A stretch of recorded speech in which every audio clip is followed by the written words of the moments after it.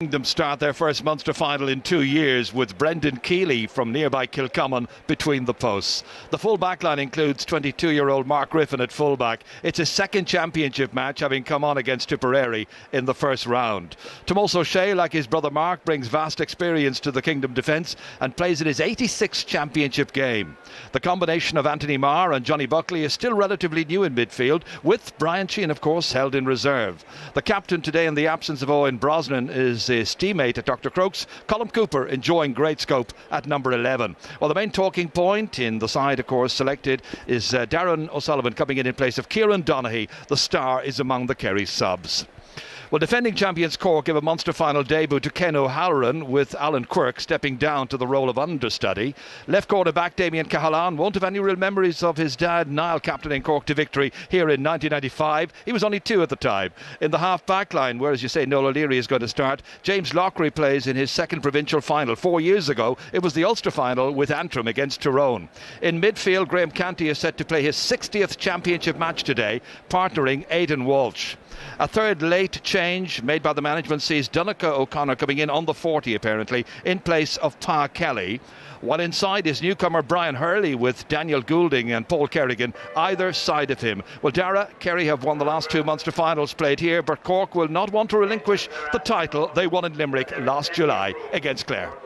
They certainly won't, Ger. Thank you very much indeed. We're going to talk, Colm, about a player from each side that you wanted to focus in on. Well, you wanted to focus in, first of all, on Paul Galvin of Kerry and the role that he plays for them. Yes, over the last 5 or 6 years, I think he's been the key man around the middle of the field. Now, I know Joe Brolly the last day made the comment that he thought that he had lost his sort of acting, going for the broken ball and getting in there, and he was getting easy ball. But Galvin at his best gets broken ball, he tackles, he blocks, but also he's a great foot passer. And Kerry need him doing the sort of work that he's been doing for years, rather than hanging back and just getting easy passes from defenders. He must get in and get stuck into the middle of the field. And with Noel O'Leary back on today, we're going to have plenty of fun in games, because I'm sure O'Leary is on. It's a bit like badger baiting, I think, putting O'Leary on Galvin, because there will be fireworks between them. But hopefully they'll go at it hammer and tongs, but without any needle. And Kieran, for you on the Cork 15, Paul Kerrigan. Yeah, I just think that if Cork are to put Kerry on the back foot, they have to go at them. They have to run at them. And last year in this game over in Páirc Uí Chaoimh, Kerrigan played out in the half-forward line and he ran at them. He was one of the man of the matches, in my view. And he has pace. He's the one man that can expose them. You know, I think Kerry are small bit vulnerable. You have to keep Tomás O'Shea on the back foot. And if they get down those central channels and run the ball at pace, I think they can cause them off a difficulty. They played Kerrigan inside in the first game against Limerick, and I think he's more suited to playing out at the half-forward line. I think he'll come out. Donncha O'Connor will go in with Brian Hurley in the full forward line, who's another exciting young player, and his battle with Mark Griffin is going to be interesting. You know, he's very good for the 21s this year. He's good balance, two good feet. So if Cork are to put Kerry on the back foot, they've got to run at them down that central channel, down that half-forward line. I think Kerrigan's critical to that. We're going to see Colm Cooper, Colm playing at centre forward. How will Cork cope with that, or will they have anything like, it's been suggested that James Loughery, the former Antrim player, might man Mark Cooper? Is that going to happen? It's the sort of day that won't suit poor Gooch, with, I think, with the red head on him. But you know, when he's going well, he orchestrates the whole thing. But Cork are, as Kieran was saying, Cork are going to play 8 backs today. They have decided to change that. They cannot win All Irelands without going for an Ulster type defence, and I think this will be the closest thing to an Ulster Championship type match. Both sides are going to pack their defence. I don't think there's going to be too much in the way of opening football, particularly early on in the game. So I think it's going to be a lot of hand passing over and back across the field, and maybe a low scoring game. Even though the conditions should suit a high scoring game, this is a great day for footballers, because extreme conditions like this should suit the best players, because if you're fit and strong, you'll burn off your opposite number quicker in conditions like this. So it's a real day for the best players. Who's going to win? Well, I think there's a bit of a sting in the die-in B, and I'll go for Kerry. Kieran. Yeah, I think the conditions are going to be tough. It's very warm, and Kerry have a lot of miles in the legs, but I just think they have the know-how, Dara. Just a bit of cuteness might close out the game. Generally, the two of us are normally wrong. And you have to Cork say, will win by 5 or 6. Cork have the stronger bench, there's no doubt about that, but Brian Sheehan and Donaghy could make a big impact off the bench for Kerry. Electric atmosphere here in Fitzgerald Stadium in Killarney as the teams parade around. Let's join our big Team, Martin Carney in first, Ger Canning. It certainly is a tremendous atmosphere, Dara, quite right. And we're always hearing about, Cork Kerry meeting year after year after year in the Munster final. Well, it's just the second time for Cork Kerry Munster final now in some 5 years at Fitzgerald Stadium. Just look at the pictures, look at the crowd. About 40,000 people are in the ground right now. As always, the most perfect setting for a Munster final, blessed with breathtaking scenery. The ground wonderfully atmospheric, the sun beaming down, and the town busy and bustling with football pilgrims from very early morning. Cork fans, of course, they love coming here. Love coming to see the Gooch, love coming to see all the different stars. And Kerry people are most welcoming. The friendliness, however, now put to one side for 70 minutes of action. Will it be Kerry? Will it be Cork? Somehow the summer, Martin, would be incomplete without a Kerry-Cork Munster Championship match. Oh, very much so, Jaron. I think I would endorse what you have said in the sense that we are privileged to be present in such a utopian setting. That's how I can describe it. But it's, from a player's point of view, it's going to be very difficult from the point of view of the heat out there. It'll be like playing in an oven. And what we hope from both teams, having seen a lot of football this summer, is that they approach the game in a positive manner and that they go for an attacking frame of mind rather than putting too many players back into defence.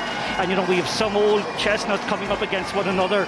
We can look forward at the latest episode of Come Dancing between Noel O'Leary and Paul Galvin. We can look at maybe the tussle that will emerge between Michael Shields and Declan O'Sullivan. But there are so many great individual contests to relish and to look forward to. And the midfield battle also. Aidan Walsh coming in now gives a different dimension to what Johnny Buckley has to do. And Graham Canty, that great warrior, where is he going to play, Jerry? Is it going to be at centre half back, or as listed will it be at midfield? There's so many possibilities out there. A great 40, a great 70 minutes to look forward to. I fancy that Canty may play a rather deep role, perhaps part of that half back line. Well, the Mill Street Pipe Band are parading around Fitzgerald Stadium here. The fans, with all the colour and all the fun and the enjoyment of high summer, I guess, really, as part of our GAA calendar. It's the 105th time that Kerry and Cork are meeting in the Munster Championship, and it's a rivalry that goes all the way back to 1889. Counties met in the semi-final, and that game apparently was in Mallow, and Cork won a low-scoring game that day back in 1889 by 2 points to 1. And there we were thinking, Martin, about blanket defences being a 21st century phenomenon. And the following year they met in the final at the Markets Field in Limerick. So it has gone around, this final. And apparently in that particular final in 1890, was it? The ball burst and the game had to be abandoned. It's not going to happen today. No, that's for maybe the blanket defence spawn, Jar. But just out there we have a sizzling atmosphere, and despite the two teams being so terribly conditioned, this is going to be an energy draining 70 minutes, Jar. But hopefully, as I said earlier, we'll get an impressive display from both sides, and we'll see at the end of it all where one of them to be genuine contenders for the All-Ireland. No real breeze around today, and it'll be Cork who will defend the goal away to our left. Johnny Buckley, who was so determined to get into the championship team this year for Kerry. It was admirable the way he, even though Dr. Crokes were still in the club championship right up to mid-February, he was making himself available for the Kerry team. He wanted to get into the mind of Eamon Fitzmaurice and leave himself in there with the possibility of playing on days like this one here. And Noel O'Leary, you've mentioned him before, there he is on the right-hand side alongside Graham Canty. It should be quite a tussle with Paul Galvin, if indeed he is given that marking job. Well, that's true, but just going back to your comments on Johnny Buckley, I mean, when he had a wonderful National League game when the two teams met in Tralee earlier this year. I think he ended up with top scores with 5 or 6 points. But when you look at the quality of the substitutes that are in position for that area in midfield, like Brian Sheehan and David Moran, who is back, Buckley has to play well to keep his place. Yeah, mention of David Moran, let's hope we do see him. Colm O'Neill also an absentee, two players who've had terrible injuries. And now, our on Navia.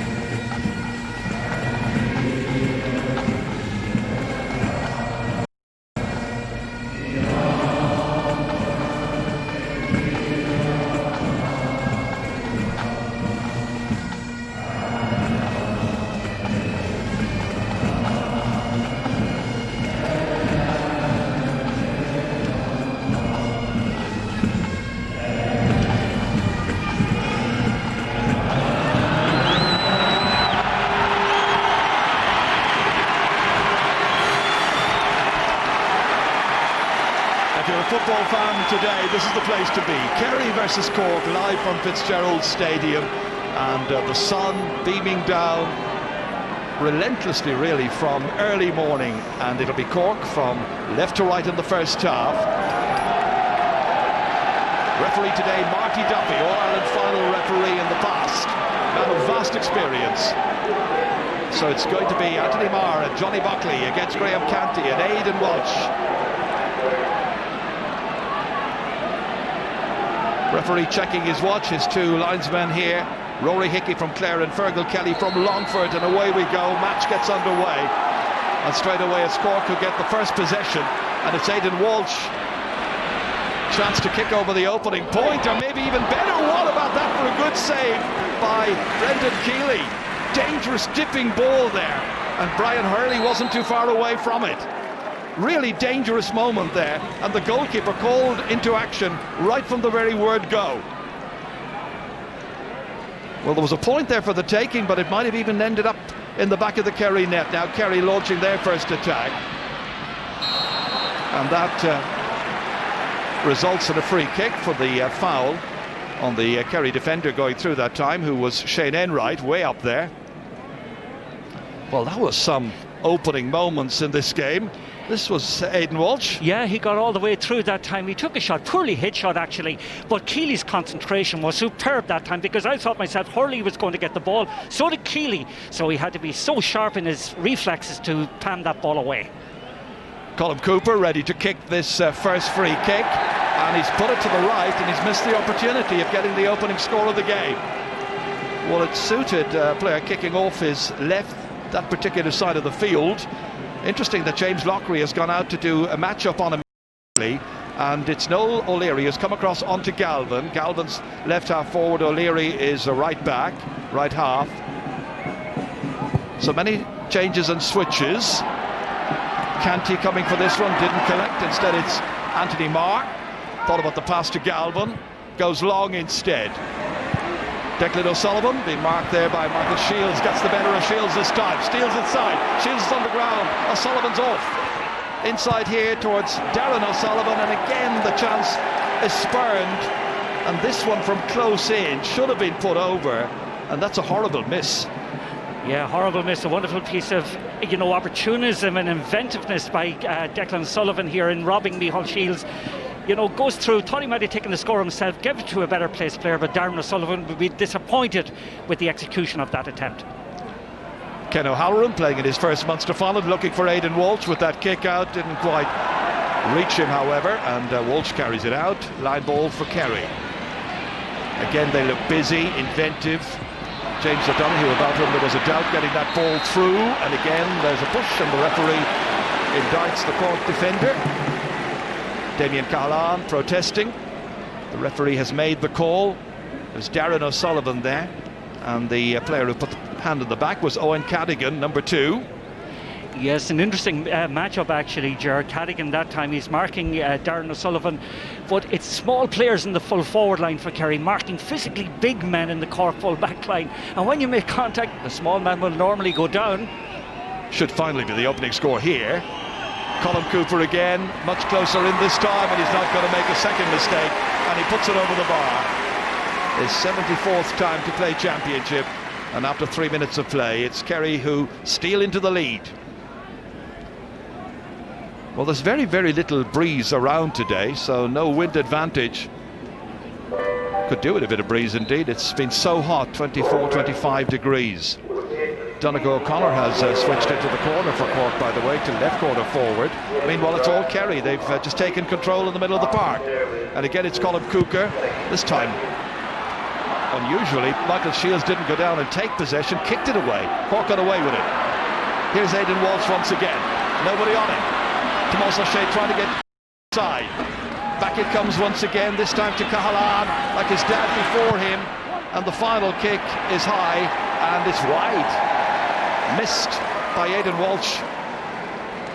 Well, he's had 2 moments when he's been able to get forward in this match in the opening 5, and one dropped short, one hit to the right. Yes, and he's so athletic, Ger, when he gets forward. A lovely bit of interplay at that time between Damien Cahalane, who came up from his position. Should have been a score. And Walsh did well to get there ahead of Johnny Buckley. Down here as far as Fintan Gould. Back it comes again to the midfielder. Takes off and Buckley lunges in rather clumsily. Free kick for Cork. Kerry with the only point on the boards. Point for Colm Cooper from a free. And this was the moment again when Johnny Buckley came in and a somewhat indisciplined challenge gives Daniel Goulding this opportunity of putting over his first point. Player who has scored 4 goals and 39 points in 11 championship matches against Kerry up to now.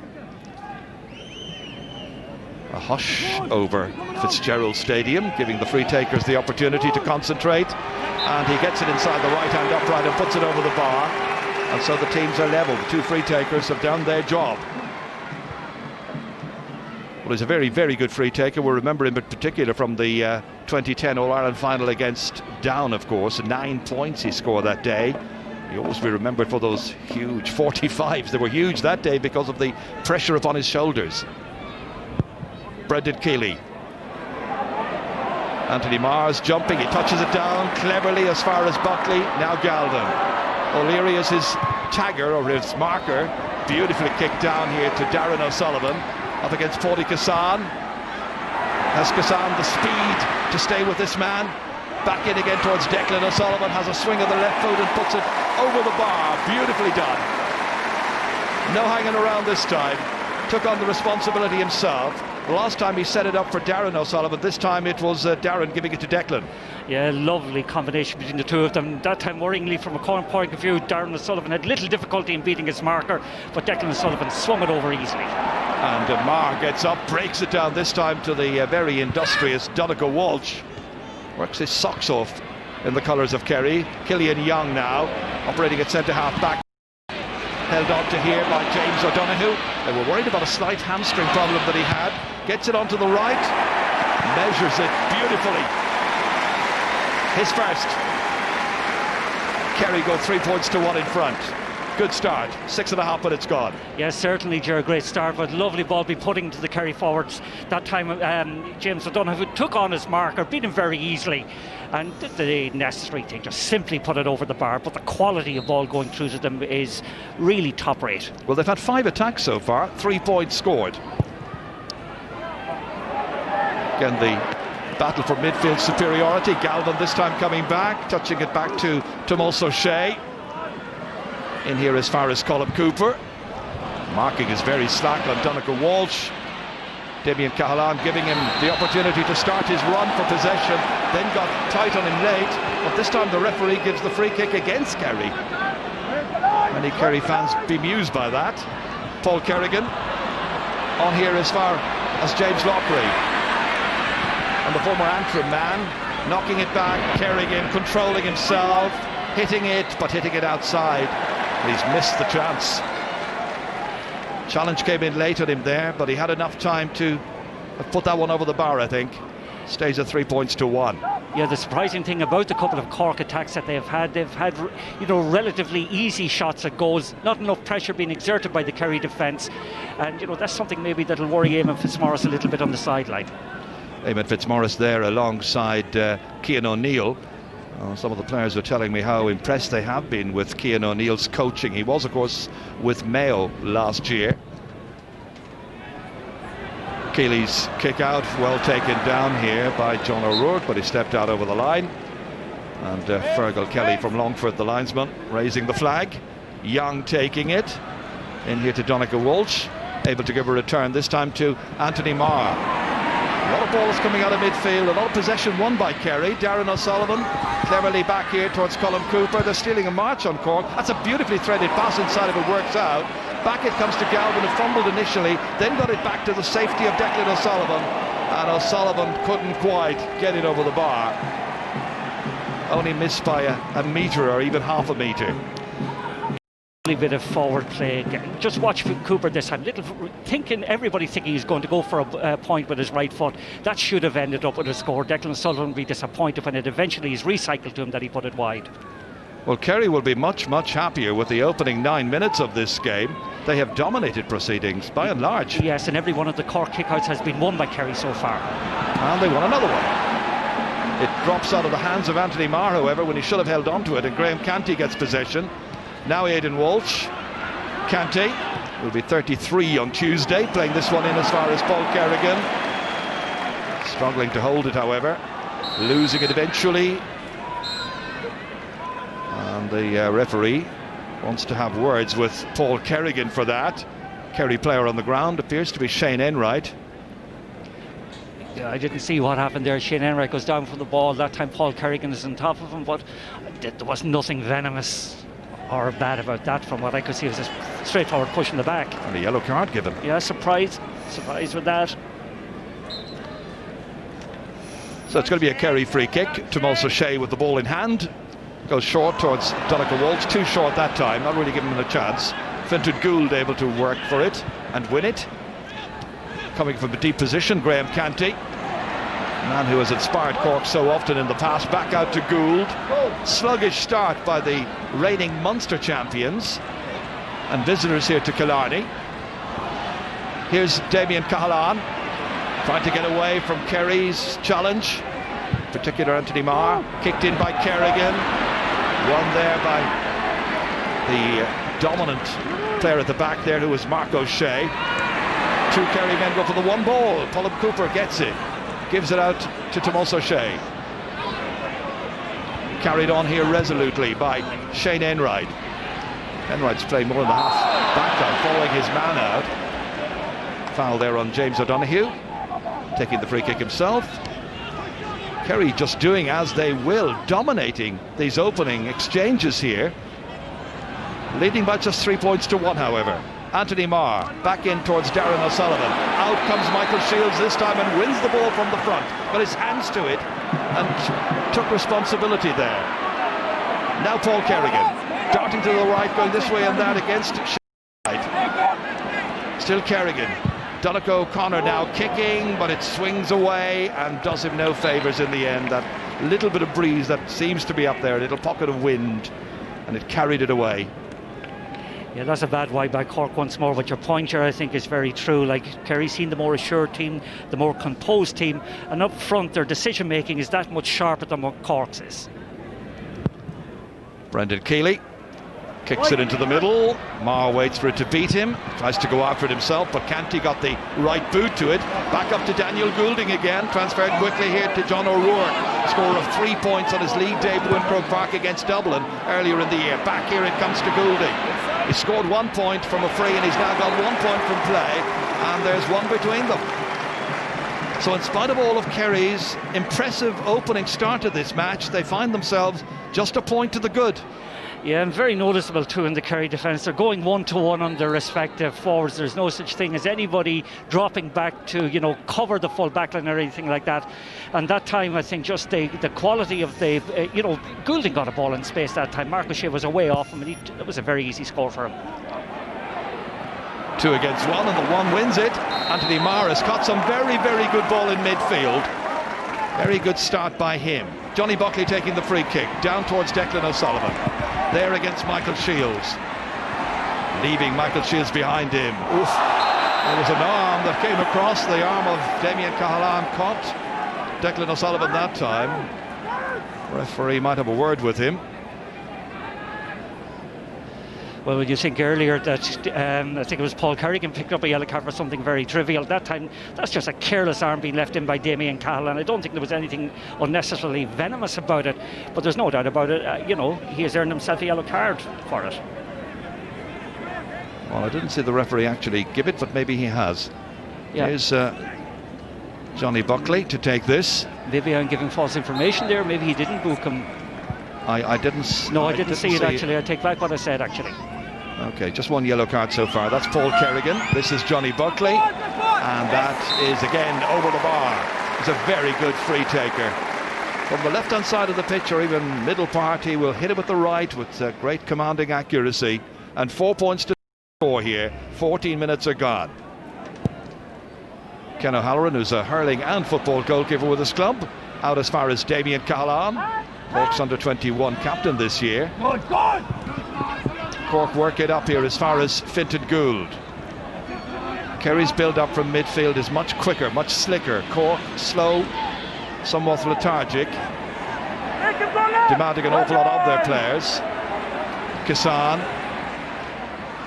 hand passed into the centre here towards Aidan Walsh, and then the challenge coming in from Darren O'Sullivan, rashly challenging his Cork opponent there. This is Aidan Walsh again, the DCU student swung around here by Darren O'Sullivan. Yeah, that's an unnecessary foul to concede from Darren O'Sullivan's point of view, but you're going back to what you said a couple of moments ago. Cork's game is so lateral by comparison. If you could describe it this way, Kerry's is a way more linear. They're going straight down the pitch, for Cork are going over and back. It's very frustrating for inside players. Well, they go across, and Owen Cadigan has the chance to carry it forward. That's it, Johnny, that's it, Johnny. Dished off here as far as Noel O'Leary. Now Damien Cahalane kicking it forward, going long. Broken down by Donnacha O'Connor, who's playing up on the inside forward line. Looks back at the referee, thought he was fouled. Play continues, and Kerry get it out as far as Shane Enright. Down to Galvin. Taking it on here well was Mark Griffin. Now back to Galvin again. Noel O'Leary tries to get across to him.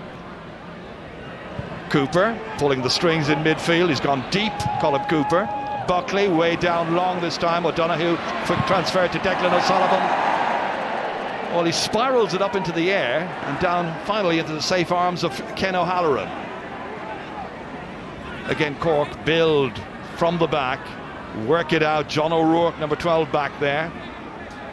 Aidan Walsh as well. Now Damien Cahalane loses it. They lost their way. Sometimes appear to be almost overcomplicating it. Darren O'Sullivan. Galvin get out of the way. O'Sullivan takes it on. Held on to here by Anthony Marr. Has enough space to kick from 21 metres out, and the confidence of the bar. Nice, effective, straightforward football. Minimum number of passes taken, and they knife their way through this Cork defence. Yeah, and the person who's orchestrating an awful lot of it is Darren O'Sullivan. He's getting on the ball a lot. Michael Shields isn't getting tight enough to him, and that time the support play coming through from Sheehan was just at the right moment and a good point from distance. Kerry were worried about whether or not their midfielders would enjoy parity today, but so far so good from Marr and Buckley. This time it's broken down by Fintan Gould. Onto it comes Aidan Walsh. Now James Lockery. Robbed by Galvin, but tries to battle for it, and then he still has that ball stolen away by Buckley, and Kerry have it back again, and it's with Donnacha Walsh working hard up and down that line, feeding it in as far as James O'Donoghue. Then enough time to look around and spot the optimum place to put the football. It's Cooper neatly in as far as Darren O'Sullivan. 2-3 Cork men near him. Two right now. O'Sullivan still holding that ball. Canty's chasing after him. Declan O'Sullivan swiftly in here to O'Donoghue, then looks around and sees the break here of Tomás O'Shea. And Tomás O'Shea, who was recently 35 years of age, had that golden opportunity of making it 6-2. Yeah, that was a very well constructed move. Poor finish, it must be said, from Tomás. But the role of Graham Canty is interesting at the moment, Ger. He's going back to try and act as a sweeper in front of the full back line, but he's really not getting into the game at all. And Kerry are managing to bypass him with the quality of their passing. Well, now Kerry have a problem, because as you can see, Kieran Donaghy is warming up. That's not the problem. The problem is, I think James O'Donoghue, who was making a run through a moment ago, is getting treatment out in the park right now. And it definitely is a hamstring difficulty, causing him some unease. He's back on his feet again. Kerry back to 15. Cork with possession. Fintan Gould. Only 2 points for Cork so far. Daniel Goulding has scored both of them, one of them from open play. Now Brian Hurley gets a chance. Ready to take on his man, who is Mark O'Shea. Turning it back, but Donnacha O'Connor couldn't avail of the cutback, and instead it's taken away here. Out of trouble, Mark Griffin getting it out, helped away by Colin Cooper. How deep he's come to get possession. Cork win it back. That was challenge. Once again, it's Donnacha O'Connor. neatly inside here. The kick is by John O'Rourke, and that's straight over the bar, and that's a bit more like it from Cork. Their second point from open play, scored by the 21-year-old from Carberry Rangers, who makes it 5 points to 3. Yeah, very good steal that time, it must be said, out in the middle of the field. Colm Cooper's pass to Tomás O'Shea, a little bit overcooked. Good steal, good turnover, and the right result from a Cork point of view, a good score by O'Rourke. Very talented young player. He's one of those youngsters like Damien Cahalane, brought through by Conor Coonahan, who recognised that he needed to bring some youthful exuberance and talent into the side. Fintan Gould has had some treatment for a shoulder problem. Okay for now, at least. Playing it right half forward right now, being marked by Tomás O'Shea. And that's a poor kick out by Brendan Keeley. Kicking it right over the sideline here. Won't be happy with that one. Swiftly the pressure is back on the Kerry defence. It's Brian Hurley. Back as far as Kerrigan. Bounces. Mark O'Shea's after him, and Kerrigan fists it over the bar. First point of the match by Paul Kerrigan. And now all of a sudden it's 5 points to 4. Well, he's had some great battles with Mark O'Shea in the past. Scored 3 points here in a final a few years ago. Yeah, they might have been a bit disjointed early on, but they've started to get a grip around the middle of the field and win kickouts. And that time Kerrigan finished a very good move. But I'm very keen actually on this guy Brian Hurley. The few times I've seen him win possession, he's full of bubble and bounce and mad for action. Well, they've been waiting for him really, I suppose, to become a senior championship player for a couple of years. But he is only 21. But he's had a very, very good underage couple of seasons. Kerry come back now. They should probably be further ahead than 1 point. Killian Young. Again, look at the space. Donncha Walsh ready to take it forward here, but then it's lost. Ran into the welcoming committee, and finally it's Aidan Walsh who gets it away out to the left-hand side. As far as Goulding. Slipped forward for Kassan to go chasing after, but so too was Anthony Marr. Back into Hurley it comes. Kassan's got it. There's a possible chance. Back it goes as far as Donncha O'Connor, and the referee has blown his whistle. And they wait for the referee to decide just what it's going to be. I think it's got to be a free kick to Kerry. Did he throw the ball? I think he threw the ball, and he hasn't clearly indicated which way that free is to be given, actually. You know, in coming through that time, I think Kassan fell rather than was fouled, and maybe touched the ball on the ground. I think that's what happened, or maybe in trying to release it through the ball. But Marty Duffy did not wave. Here it is again, Martin. Yeah, just watch him. He stumbles there as he tries to get past Brendan Keeley. And just watch it then as he releases the ball. Yeah, it's a throw. Shannon Wright. They hold and they wait. And this is Killian Young, 26-year-old who's seen an awful lot of football. Enright again. Slip back in here to Donncha Walsh once more. Colm Cooper. Beautifully in. Taking off here James O'Donoghue, looking for his second point of the match. Taking his opportunity with some glee. And Kerry open up a lead once again. And there are now 2 between them, 6 points to 4. See, a lot of the problem is coming from Donncha Walsh. He's getting the ball without any contest and able to set up inside players. And this is batted down here well. Taken forward by Mark Griffin, not playing at full forward, but more a left corner back, in fact, because Mark O'Shea is looking after Brian Hurley, who's playing full forward for Cork.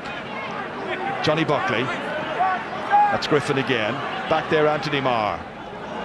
This time carrying it on, Killian Young. Again, they're given an opportunity to carry it forward 25 to 30 metres. Dangerous ploy by Cork. Darren O'Sullivan and the other inside forwards are so dangerous, and that one's another. Darren O'Sullivan's first. Everybody in the inside forward line has now scored from open play. 4 points in all they've contributed out of Kerry's tally of 7. Yeah, and the problem is coming once more from out around the half-forward line. Canty is dropping far too far back. He's leaving a huge amount of space for half-forwards to get the ball. And the quality of the inside pass then, it's so precise that Cork are unable to do anything about it. I think Cork would be better if they give Canty a direct role in marking Donncha Walsh man-to-man. Well, we saw Conor Coonahan there having a word. I'm not sure was he having a word with his selectors or some of the subs that he wanted to bring down and prepare. Meanwhile, there is still a concern here for James O'Donoghue, the 23-year-old from nearby Legion Killarney.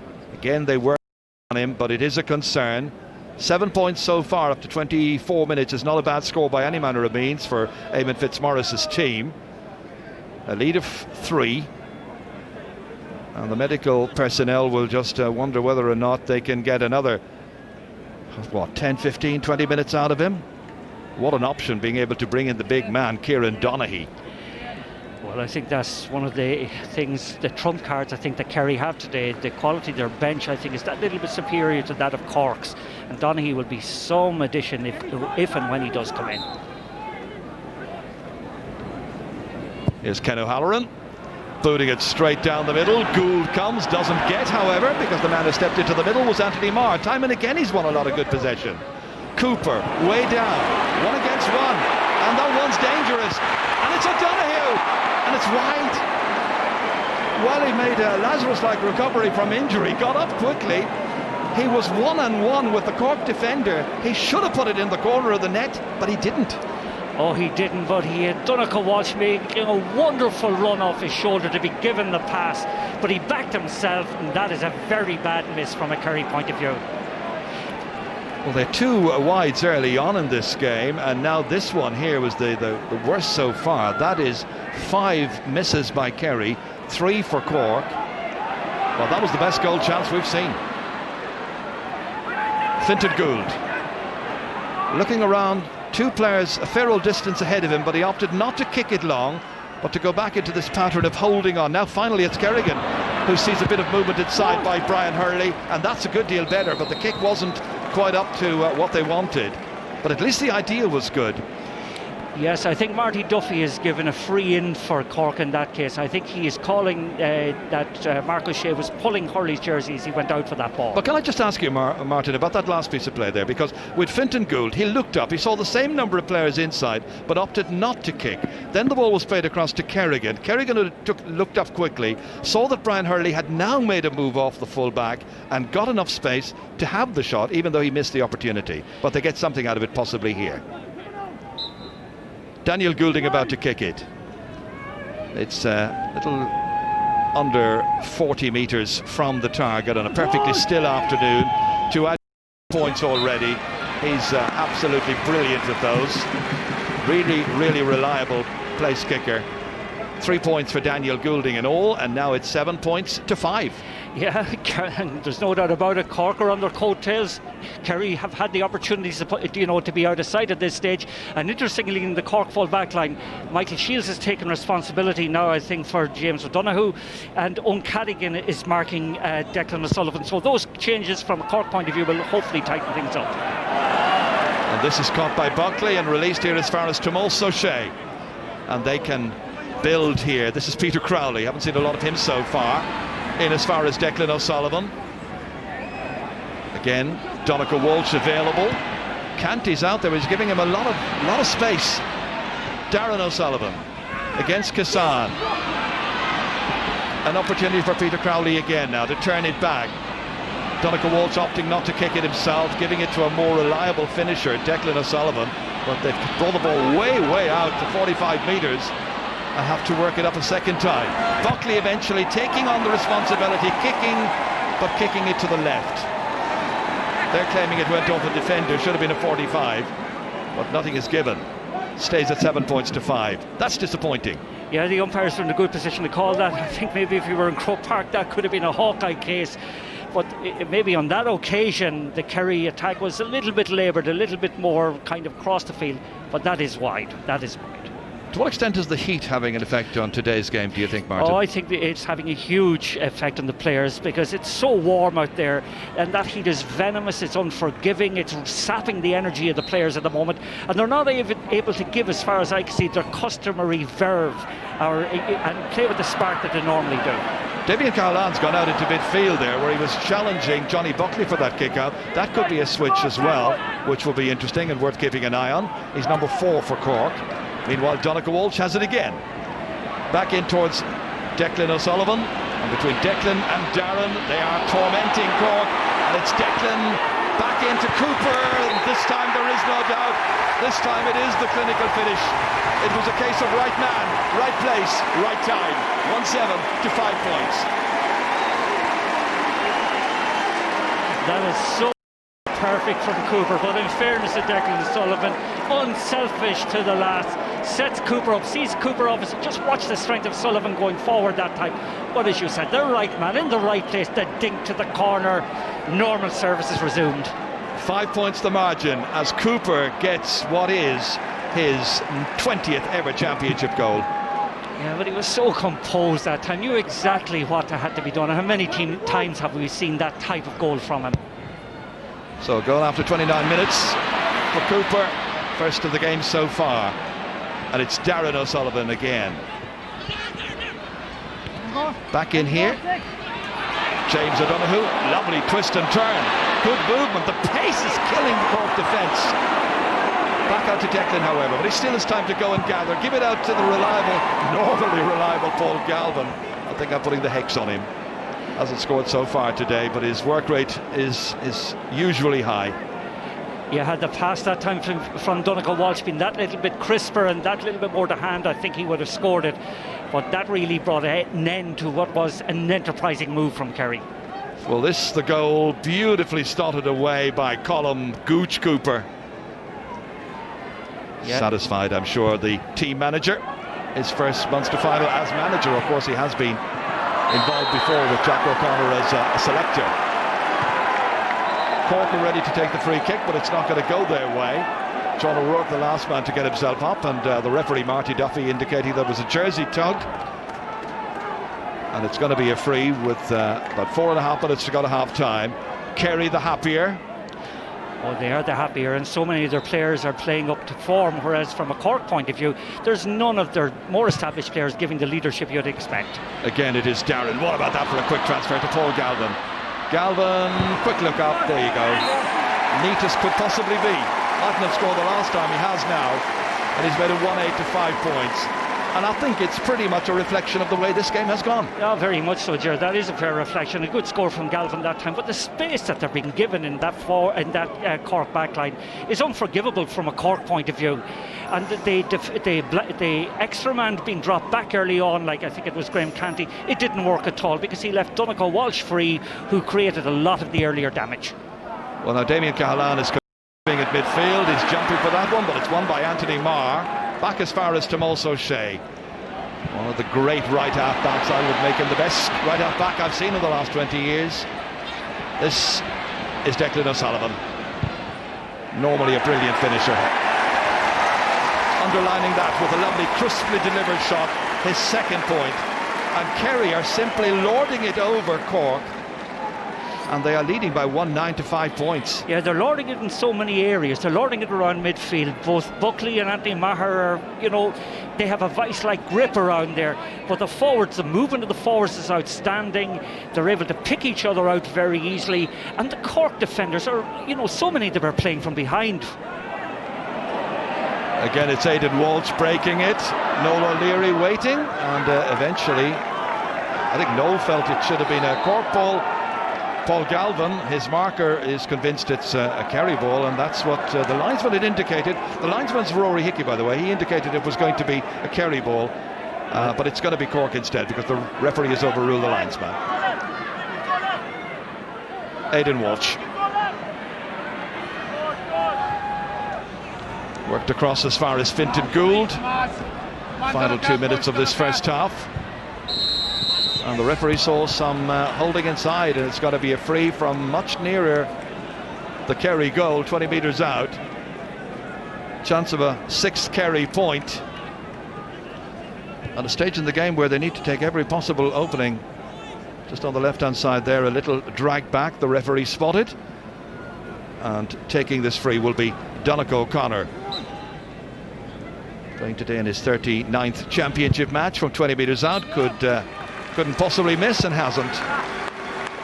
Just about gets a cheer from the Cork fans, who I think are very, very disillusioned by what they have seen so far, because Kerry are leading this match by 6 points.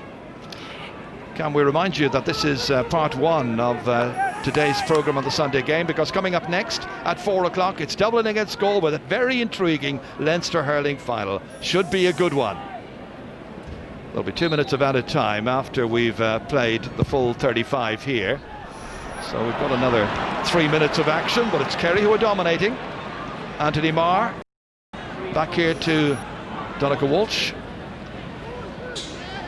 Kerry have been slicker, faster, more assured most of the time. Just as I say it, they kick it away. Yeah, and it's like a training spin for them in many ways, Ger. Cork haven't come out with the intensity that I would have expected from them in a Munster final, and given the fact that they're trying to overturn a record of not having won here since 1995, and there's none of their bigger players, galvanising the effort or setting down a mark or inspiring others around them. Well, the same team was announced when it was given to us on Thursday, then 3 changes made today, and I just wonder whether they will make further changes at half-time now. That's a pass by Cahalan, intended there for Noel O'Leary, read well by Paul Galvin. Galvin was fouled, and it's going to be a free kick, which Kerry have taken quickly. They get on about their business, no histrionics. Colin Cooper now has a support player. It's Tomas O'Shea. I think he'd fancy a point. Not going to get it with this shot, however. Tomas playing against Cork for the 25th time today, and he's 113 of the previous matches.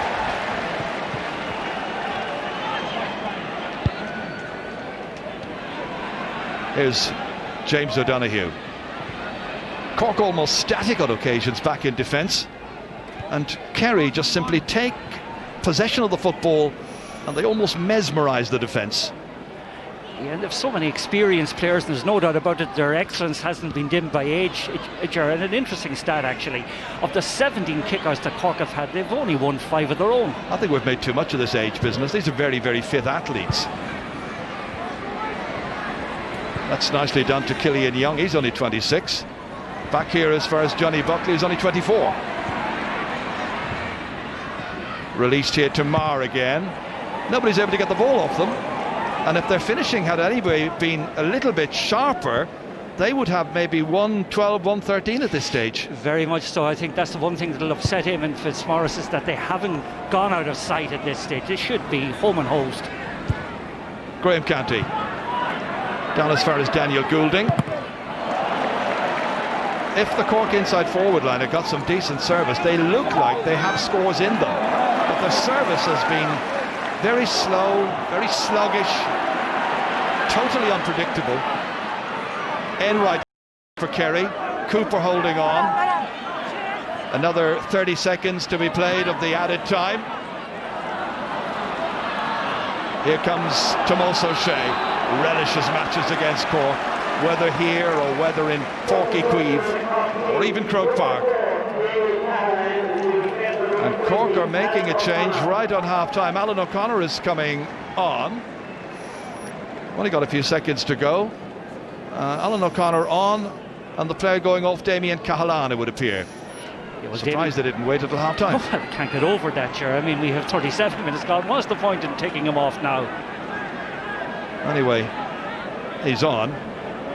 Should he have been on from the start? Easy to be wise after the event. Well, we're going to see another goalkeeper getting up to try and put over frees. I tell you what, Stephen Cluxton has a heck of a lot to answer for. He's been so good. It's Brendan Keeley who's going to try this one. Hasn't scored in the championship before. It's his third Munster final.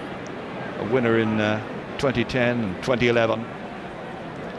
Looking like he's going to be a winner in 2013, the way this game is going. And this one is over the bar. He's got his first championship point. Brendan Keeley from the free. Everything has gone Kerry's way, and they have a very handsome lead at half-time. The referee has blown the whistle, and the only goal was scored after 29 minutes. A beautifully worked move, finally put away by the excellent Colm Cooper, who's pulled the strings. But then Kerry have had most of the answers, and Cork have looked very, very pedestrian. We'll have analysis after the break at half-time. It's Kerry 110, Cork 6 points.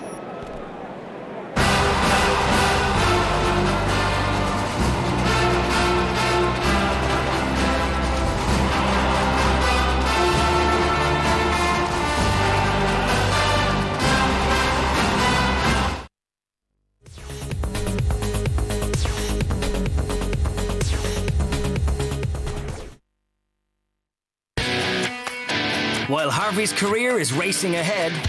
You ready? Kidding, I was born for this. This is an honor. I take it seriously, and I intend to make you all proud. Mike is struggling just to keep up. 7:45. Nice of you to show up. What's the difference between a senior partner and other partners? Isn't that something you should have been studying when you were pretending to go to Harvard? Get it through your head. First impressions last. Suits, Tuesday at 9 on RT2 and RT2 HD. Oh, there you are. My lucky rugby coat keeps getting luckier. Just put it on and discovered I can get 8 weeks free car insurance when I switch to Aviva. And A 10% discount if I seal the deal on the old laptop or Rooney. Gary Owen up through the centre. Bang. Pure Wexford beef. Lovely little offload. When would you ever see that? Crash ball. Good night. Good luck. Into the corner. Majestic. Saved enough to help finance a couple of big days out with the grandkids and kit them out in suitable big match attire. Legend. Tap and go, lads. Get 8 weeks free car insurance and a 10% discount for buying online. Get the Aviva deal. The Gum Swish. Bin it your way and step away from €150 gum litter fine. Welcome to the Man Manual. Instructions for the modern man. Man's armpits are a groundbreaking achievement of design. Warning, failure to look after man's armpits may lead to malfunction. Maintain them properly using Dove Men Plus Care Antiperspirant. It's tough on sweat and protects skin with a quarter moisturizer technology. This leaves man's armpits multi-splendid. Dove Men Plus Care Antiperspirant. Tough on sweat, not on skin. Also, improve odor protection with new Silver Control.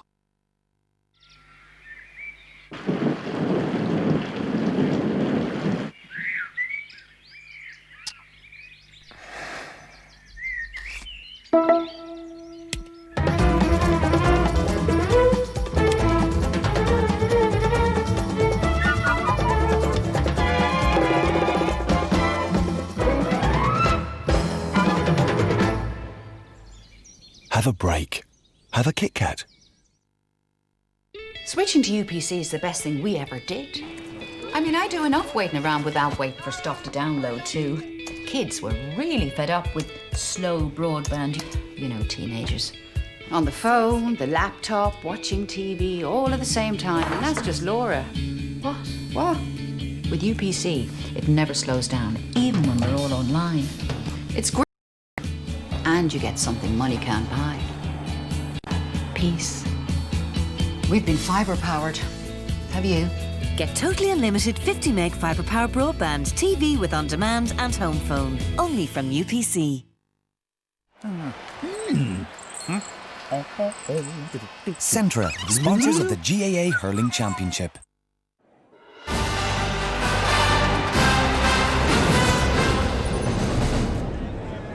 Yes, welcome back to Fitzgerald Stadium in Killarney. Kerry have a real grip on this Munster football final. They lead at half-time by 110 to Cork's 6 points. Colm O'Rourke and Kieran Whelan are here with me. And Colm, that was very impressive from Kerry. We thought before the goal that they should have been not quite out of sight, but have a big lead. Now they have a big lead. Yeah, I think this is one of the great exhibitions of football being given by Kerry in a Munster final of any time, and probably one of the best exhibitions by a lot of these players who are supposedly nearly washed up. It's just been fantastic. The energy, the enthusiasm, the work rate has been fantastic, something Cork can't match in any part of the field.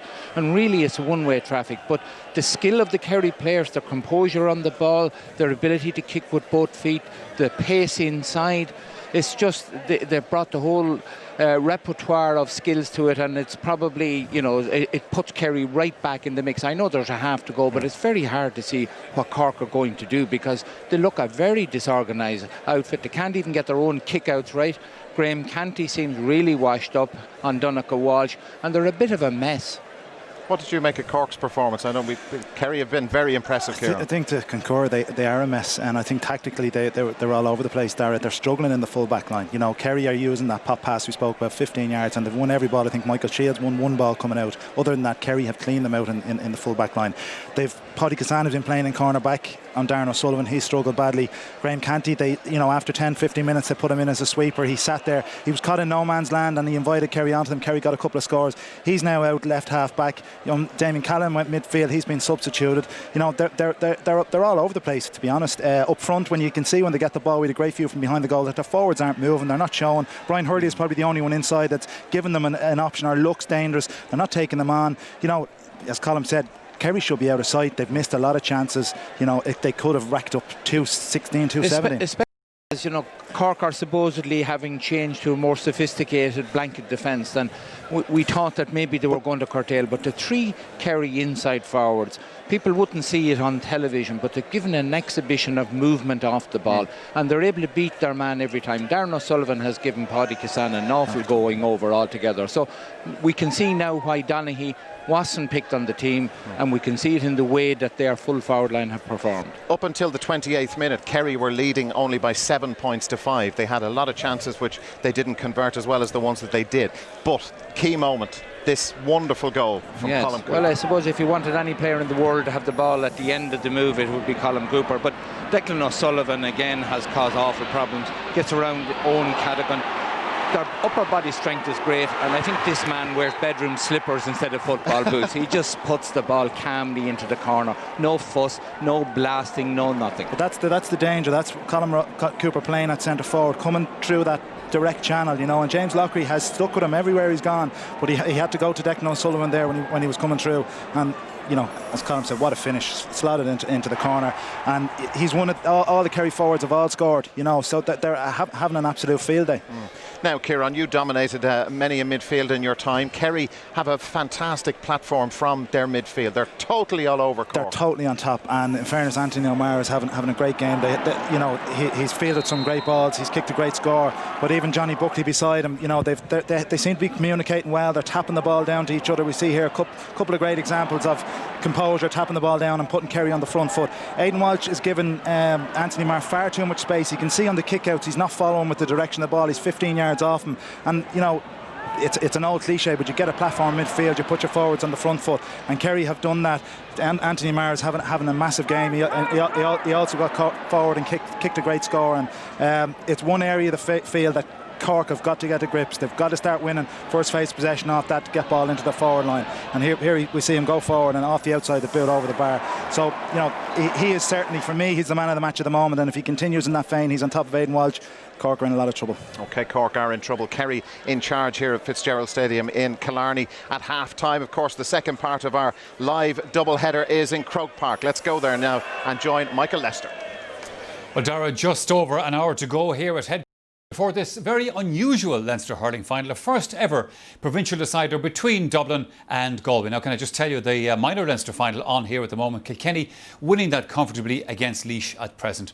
But of course, Dublin fans will be well aware that 2 years ago in the Leinster semi-final, their county beat the men from the West. So the question is, can they go a step further today and claim their first provincial title in 52 years? Throw-in for that game is at 4 o'clock. All the drama here on RTE2. However, coming up after the commercial break, it's back to Fitzgerald Stadium in Killarney for the second half of Kerry and Cork.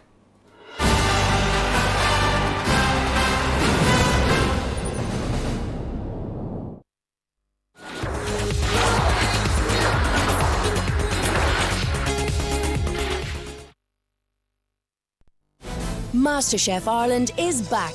RTE are looking for the country's most adventurous and talented amateur cooks to take part. If you think you've got what it takes to become the next MasterChef champion and win €25,000 in cash, apply online now. Closing date is Monday the 22nd of July.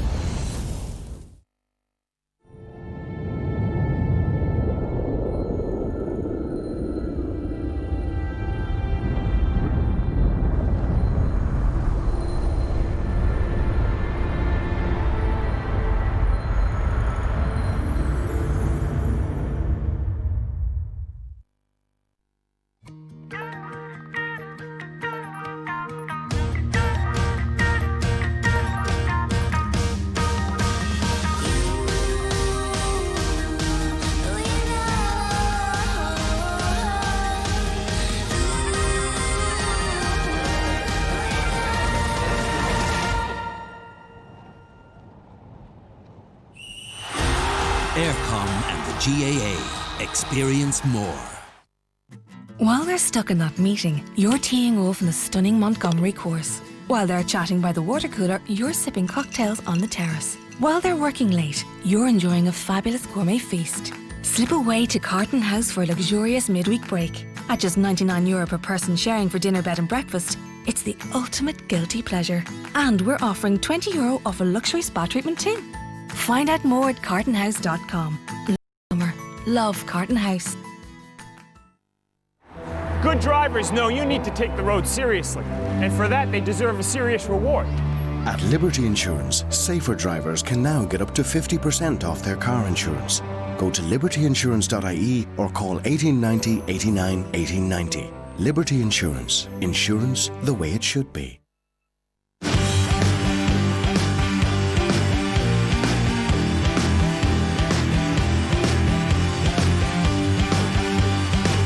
For great value romantic breaks, go to discovernorthernireland.com.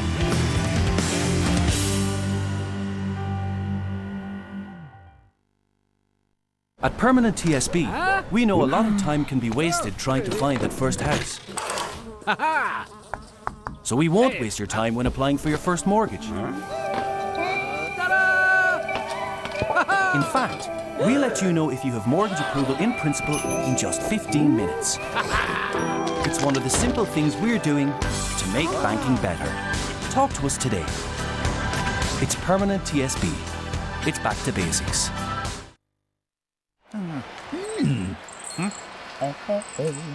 Centra, sponsors of the GAA Hurling Championship.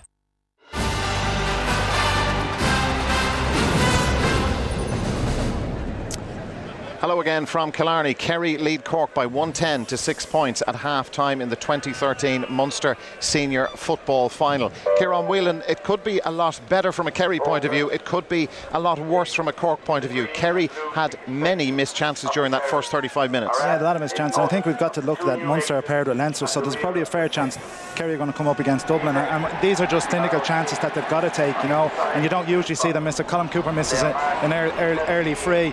One comes back here to Declan O'Sullivan like it's 30 yards out. There's not much of a wind blown, and they're just the chances that they need to take. They would be out of sight there. They would be out of sight. They should be 12-13 points up, but that's the only little disappointment from Eamon Fitzgerald, that the dominance that they've had in that full forward line. You know, here's Tomas O'Shea. Again, that's bread and butter stuff to him. You know, James O'Donoghue, the goal chance coming up here. James O'Donoghue gets in goal. Probably should have given it to Donncha Walsh and it would have been a tap in. But that's the only small disappointment. They'd be happy with their 7-point lead, but they could be out of sight. We see James O'Donoghue's ability to take on his man. Should have handed it to Donncha Walsh, who could have walked it into the net. But he chose to put it in the bottom corner and puts it outside the post. But each of the Kerry full forward line, when they get the ball, they're able to take on their man at very close quarters, turn quickly and get by them. I think that's the biggest single advantage. And the other big advantage I think that Kerry have is all their players, young or old, are tackling as if their life depended on it. They're showing the hunger and desire. And yes, Cork aren't. They're not showing the passion. You know, we spoke about the game before that the quality of their tackling sometimes can be poor, and they're getting men back, but they're not doing anything constructive. And Kerry are just showing that bit more hunger. And I also thought that showed the disorganisation that Cork are in. With 36 minutes and about 50 seconds, with 2 minutes of injury time to be played in the first half, they brought on a sub.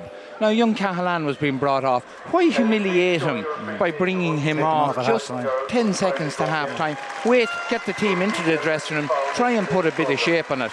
And if Conor Coonahan is able to put shape on this team and get back and win this game, then he's a miracle worker. But is it that bad for Cork? Like, there's got to be a way back for them, is there? Well, they have trained and worked hard at trying a defensive screen, and I can't see the benefit of it. I can't see how they have changed. They've been totally outfoxed. They're just a bit of a mess all around the field. You'd expect them to have a purple patch, Darrell, but I think they're going to have to make changes. I think they'll have to bring Kieran Sheehan on. They'll probably bring Pearse O'Neill on. More runners that can get at the Kerry defence, because their forward line, in terms of showing for the ball, has been very, very poor. And when the half-backs are getting the ball, they're coming out, they've very, very little options. And it's allowing the Paul Galvin, these guys get back and tackle and put pressure on them. They've turned over the ball 4 or 5 times. Cork now are fighting for sort of individual reputations as much as anything else, and I'm sure Conor Coonahan is in there in the dressing room and saying to these lads, where's the pride in the Cork jersey that all Cork teams always show? And he'd be sending them out to have a bit more passion. If they've a bit more passion about their play, they could get back into it, but I can't see them winning it. I'm just wondering why something as kind of elementary as passion would be missing from the reigning Munster champions here in Killarney. You know, well, you know, maybe you've got to balance the two in terms of the management approach. Conor Coonan is there 4 or 5 years. You know, you look at Kerry last year; they just looked a bit lethargic. Jack O'Connor was there 7 years. freshness that Eamon Morris has brought, that the key players are performing, they have the hunger, they have the battle. Cork just aren't showing that, and I'm sure Conor Coonan is tearing paint off the walls in there, and he wants to get them to come out and play with a bit of pride and passion. As you've seen, Kerry out already, and no surprise that changed for the second half. Yes, well, I'm quite sure Brian Sheehan and Kieran Donaghy will make an appearance on a hot day like this. It would be foolish not to use 5 subs, so they will be coming on at various times. But Kerry probably have to score 5 or 6 points to have a winning total, 115, 116. That would mean that Cork have to score a huge tally to win the game. And on the basis of their forward play in the first half, it just looks beyond them. They've got to get a good start. They've got to get the first couple of scores second half, otherwise it could turn into a rout. And will they? Well, that's what you hope, Darry. You're hoping, half time can change the dynamic, and they just need to get a bit of momentum. They haven't got that. They haven't had that purple patch, and you would expect them that they'll come out and they'll put it up to. Well, they need to get goals. They won't win on points. Okay, let's head back to our commentary team, Martin and Ger.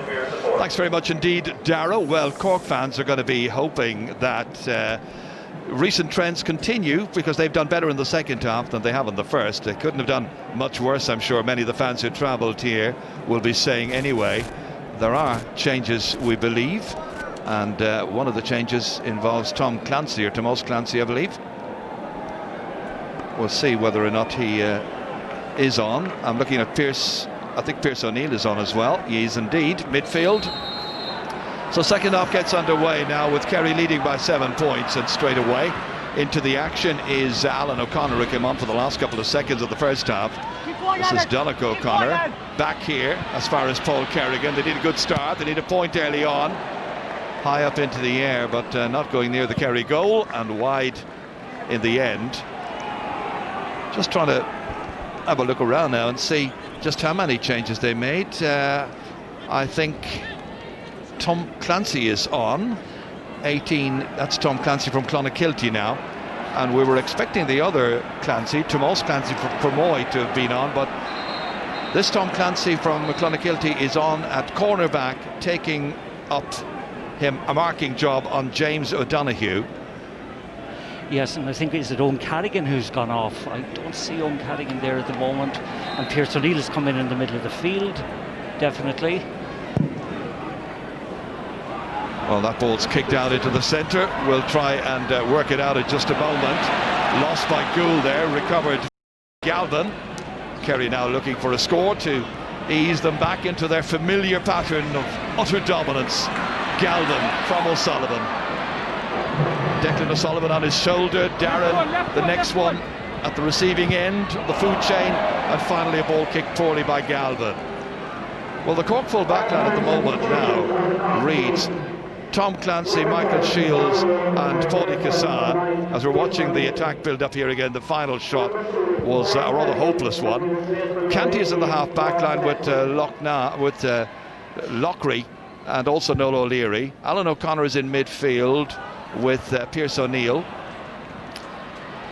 And a quick look around to see the rest of the team. I don't see any further changes to the way we were at earlier stages of the match.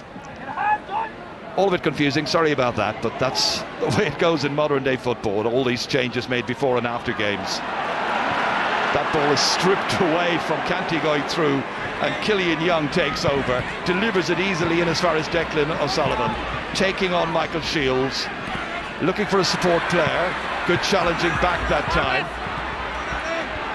Alan O'Connor working hard still to try and get it, and he'll need to work hard to try and get it from Darren O'Sullivan, and O'Sullivan does well. What a great year he's had, because he did really well in the Sigerson Cup with DIT, and he's battled hard to get his place back on this Kerry team, and showed the right attitude all through the opening 35-37 minutes. Yes, he's had a very good opening half. That time I think it was Paudie Cassan pulled his jersey to concede the free. Johnny Buckley ready to take it back again here now, and they're just setting up the chances for the inside forwards. James O'Donoghue now helped himself to 2 points in the first half, and he's now got a third. And whereas Cork wanted to make the best start to the second half, it's been Kerry who've come good and added to their half-time tally, and now they lead by 11 to 6 points. Well, he's got a new marker, but the same delivery of service from those outside him Same lethal finishing by the inside forwards. They jump up into the air for it, and finally it does come down into the waiting arms of Pearse O'Neill. Pearse, now 33 years of age, from Mahada. Works Aidan Walsh. Had the first attack of the match. Now looking for the next one. Here's a chance, and that one's gone up and it's gone over the bar. And it was James Lockery, former Antrim player, playing in what is really his 17th championship match, but only his 3rd for Cork. Got into a good goal-scoring position that time, set up by Aidan Walsh, but finished over the bar.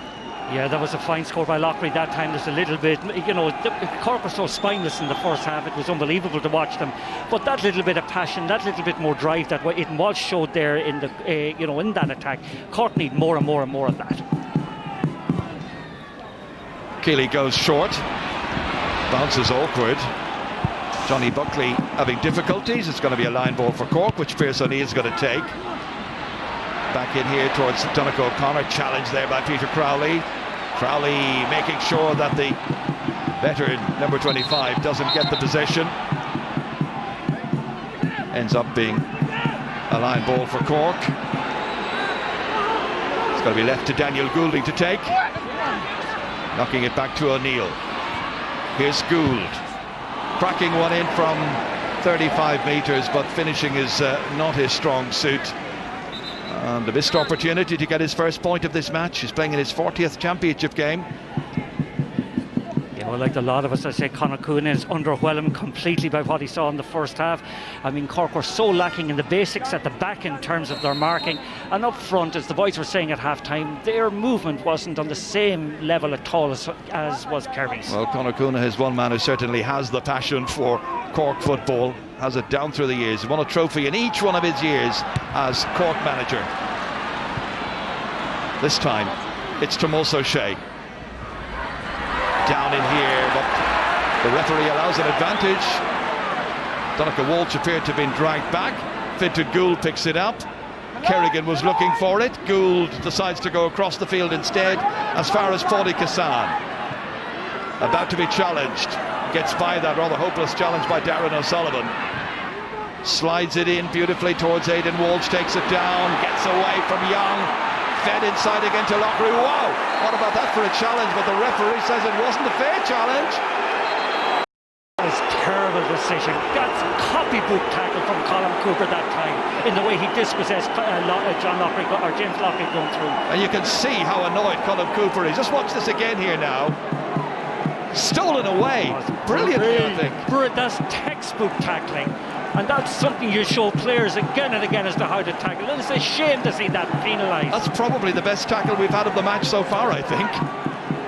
Referee was coming from behind, thought otherwise. Shake of the head by Cooper. Chance for Cork to get another point. It'll be just their second of the second half, and an easy one given to them by Daniel Goulding. His 4th point in all. 3 of the 4 have come from frees, and the fans absolutely displeased by that. And rightly so, Jared, must be said. And Colm Cooper is incandescent with rage.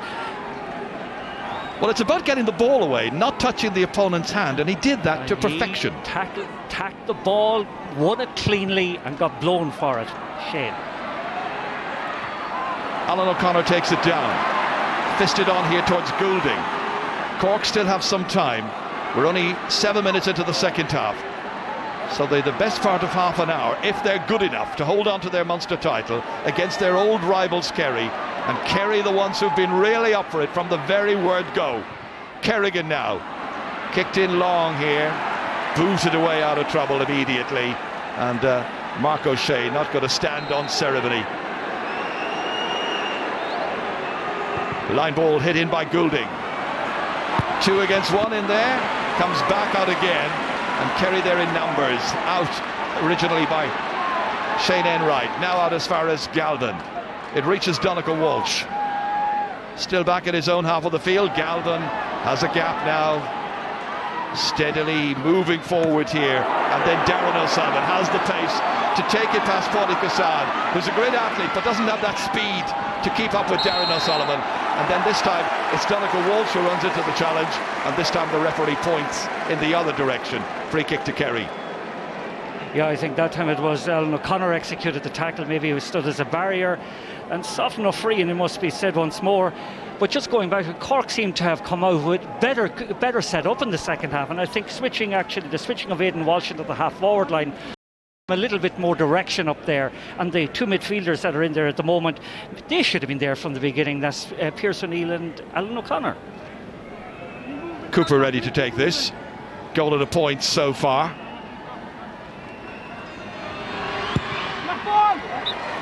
No mistake. First of the second half for the team captain in the absence of Owen Brosnan, who of course is among the substitutes. From the kick out, Michael Shields. Chasing after him, Declan O'Sullivan. They're not going to give Cork a yard if they can possibly help it. Again, it's Colm Cooper. That's not the best of passes. Canty against two Kerry opponents, does well, holds on, could give the pass and does as far as Pádraig Hassan.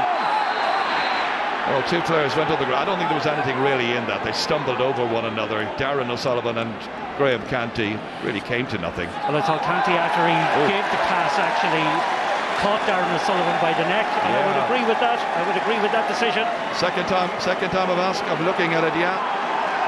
Yellow card.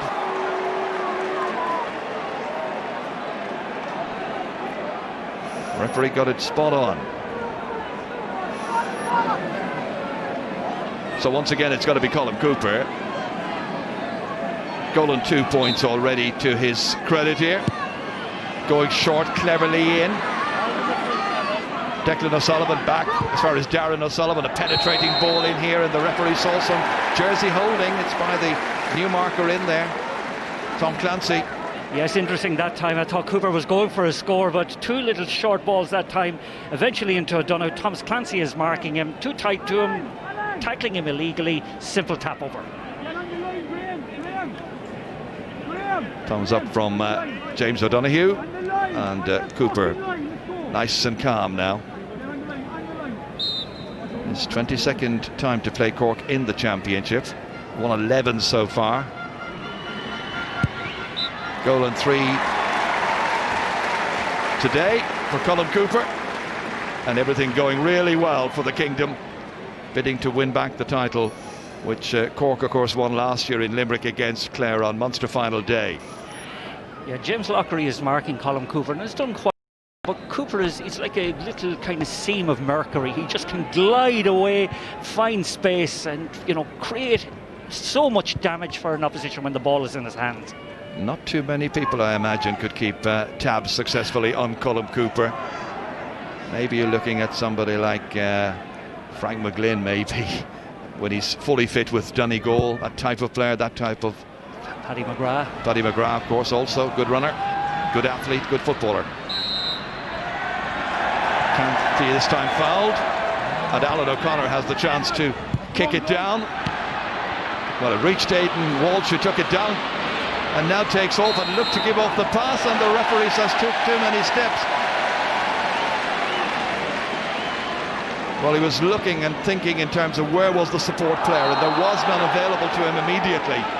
Kerry take the free kick quickly, and Mark O'Shea is off. Remember the point he got in 2010 in Páirc Uí Chaoimh that levelled the game, and Cork won, or rather Kerry won in extra time. He's got another one here. First point of the day for the cornerback, Mark O'Shea. And everything is going Kerry's way. Yeah, it was quick thinking that time. Very much so by Donegal Walsh once more. Very quick thinking. Beautifully punted ball into space. Mark O'Shea on his bike wasn't going to miss that opportunity. Ken O'Halloran's kick into the middle. And won again by Kerry.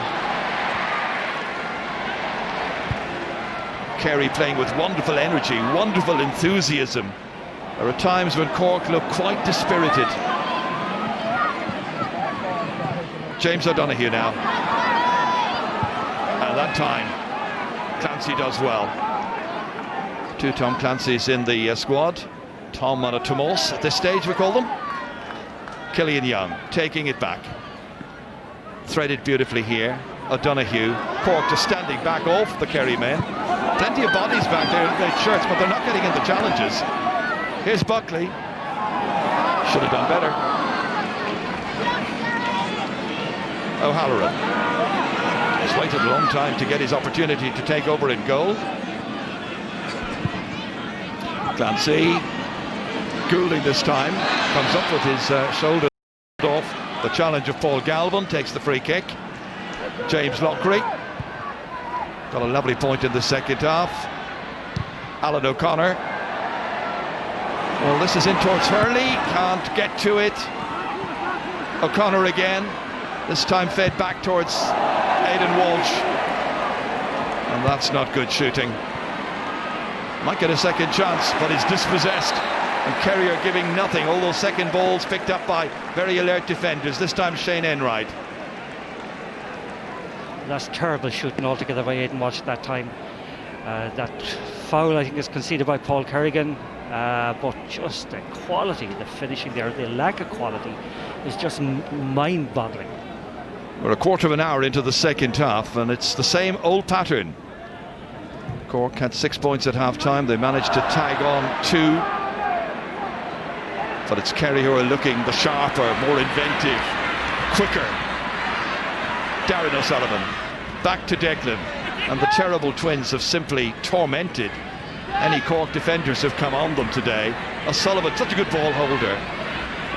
29, 30 years of age, back to Tomas O'Shea. It's, like you said in the first half, almost like a practice game. Yeah, and when they overcomplicated as they did in that case, maybe Declan and Sullivan taking too much out of the ball, they kind of, just run into a little bit of trouble. That clear-headedness that we have seen so often during the game from them deserts them. Graham Canty. Back to the goalkeeper. There was nothing available to him. He was trying to find James Lockery, who was being well marked by Colm Cooper. So they go through the middle instead. Tom Clancy. Kassan.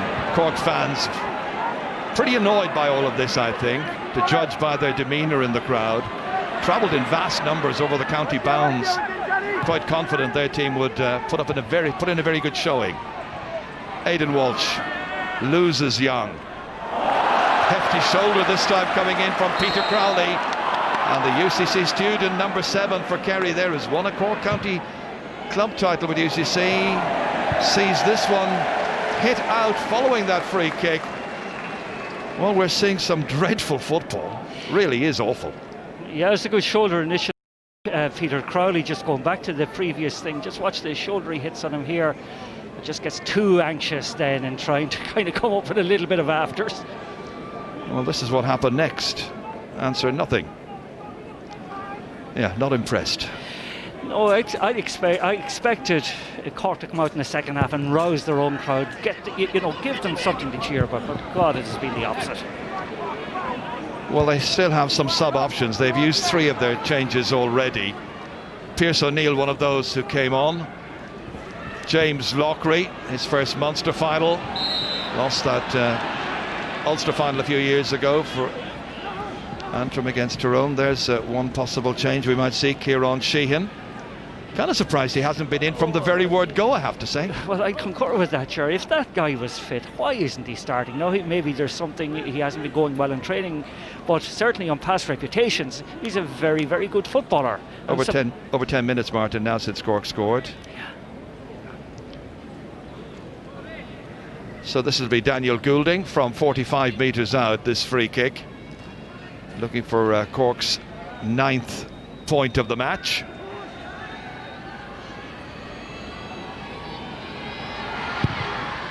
On a very still afternoon, very, very hot, he floats it high up and over. Yeah, that's a beautifully struck free. And you're halfway through the second half. Okay, there's 8 points in it. They need a goal, and they need a goal fairly quickly, Jared, to get them back into the game. But we haven't really seen anything up to now that would give us an inkling that they're capable of it. Well, their new midfield, which is Alan O'Connor and Pierce O'Neill, plenty of commitment, but this time the aerial duel is won by Johnny Buckley, taking it brilliantly.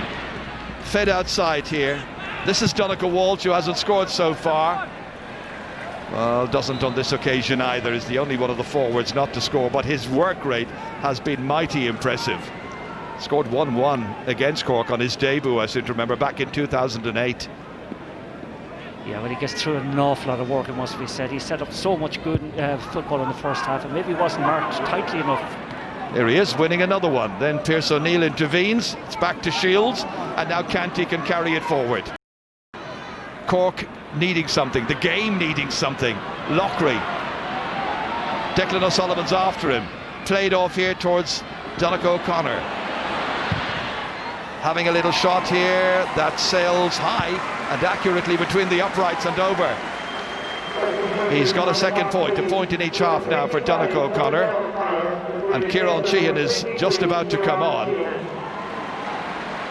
And the player going off, I think, is the man who's just scored. Donnacha O'Connor. Timing isn't everything, but there you go. Well, it's not the first time timing has been wrong with Cork today. Like, is it O'Connor's second point actually since the commencement, since he came in, or he started the game actually? It's the second point, but there are hard times, or there are times, Martin, when it's hard to keep tabs on who has and who hasn't started the game. Anthony Marr, he certainly has, and Tomás O'Shea, Cork know all about. He's driven forward time and again. It's the second wayward finish by him in the space of about 5 minutes. But his team are comfortably ahead by 114 to 10 points, and the star is about to get some action. Yeah, he maybe will get 15 minutes. Yeah, maybe they're a little bit complacent at the moment going forward. Like that time when Tomás broke, it's the second time, as you said, that he has broke forward, and really it was a poorly executed shot, and taken from a place that wasn't the likelihood of a score. He's gone forward, by the way, because the man he was marking, Fintan Gould, has gone back to the half-back line. Same problem as the first half when Canty went back and Donnacha Walsh had the freedom of the park. This is fed inside here as far as Daniel Goulding from Noel O'Leary. Holds and waits, then hits it down towards the inside forward line. Hurley can't get to it, but it's taken up here by the substitute Sheehan, and his first contribution is to knock it over the bar. He's been waiting all afternoon for a chance to impress. Finally they spring him, and finally he gets an opportunity to make it 114 to 11. 6 between them, and the big man is in. Kieran Donaghy coming in for his 44th championship match, and the 30-year-old goes straight into full forward. Now he might shake up a few things, and Canty's got in to mark him. Yes, and I think they're going to have a two-man full forward line. I think James O'Donoghue and Donaghy will be in there. Do you know, Martin, the way in which Canty went back so quickly on Donaghy that time, I just wonder, were Cork expecting to start this match? Because that was pre-arranged. But I think so, like Cork, had their changes before, but I think they expected them to do the same. Overcomplicated, maybe, but there's nothing complicated about that brilliant catch. It's Kieran Sheehan. Back there is Brian Hurley. He wasn't upended, the referee was only 2 metres away, shook his head. In next came Daniel Goulding trying to get possession, and the referee eventually sees the ball handled on the ground, and it's a free in. And it's a chance for Cork now to get within 5 points. Well, Cork have scored the last 3 points. This is a great fetch from Kieran Sheehan, I think it is. And okay, he's well crowded out there by Kerry defenders, but in that case there, I think there was a free. Well, the next thing that happened was the ball apparently was handled on the ground. That's what the referee indicated as Brian Hurley gets treatment. Yes, and he was in the large rectangle that time, and if it was to be a free in there for a trip. Well, he shook his head. The referee decided it wasn't. It wasn't, yeah. That would have been a penalty kick, actually. The referee was on the spot immediately. He had a very good view of it, but it is going to be a 20-metre free kick, which Daniel Goulding is anxious to take quickly, where they're still giving treatment to Brian Hurley. Cork are in a hurry, understandably so. We're nearly up at 58 minutes. There'll be 12 to go after this. He's got 6 points in this match, all bar 1 from free kicks. Yes, so 114 to 12. Yeah, and Kerry haven't scored in the last 10 minutes, and they've had a couple of opportunities, but over the last 10 minutes there's 4 points to nil for Cork, and they look to be at the moment to be getting a bit of a grip around the middle of the field. Kerry, when they have come forward, have been somewhat wayward in their shooting, so they have invited Cork onto them, and Cork are maybe availing of the open door, so to speak. Off goes Tomás O'Shea, on comes Fionn Fitzgerald, who lost his place in this team, having played in the last 2 championship matches. And Cork try to win the next ball, and they do so. And it's Aidan Walsh. He's got a player ahead of him, it's Pierce O'Neill. Now will he work it in? Inside here towards Gould. Right on the baseline. Back it goes again to Walsh, trying to make an angle here and cracking one high. The umpires have a good look at it and wave the white flag, and it's another one for Cork. And Aidan Walsh and Cork are suddenly on a roll, and now the margin's down to 4, and Conor Coonahan's men are beginning to turn it on here at Fitzgerald Stadium. Yes, and Aidan Walsh has been the catalyst for an awful lot of good things in the second half. His switch up into the half forward and has benefited them hugely. They've gone out, they've scored the last 5 points, and they're on a roll at the moment. Well, now it's up to Kerry to try and counter. Who's going to win the next ball? It's won by Cork again. And this time it's Alan O'Connor winning that duel in front of a crowd today of 36,370. Kerry haven't scored for 12 minutes, and now Cork have another free kick, and Daniel Goulding, a bit like Lee Halpenny yesterday for those Lions down in Australia, taking the responsibility. Also wearing a red jersey, of course. 6 points to his credit, 45 metres out, slightly right of centre, as the crow flies, probably about 50 metres from his target.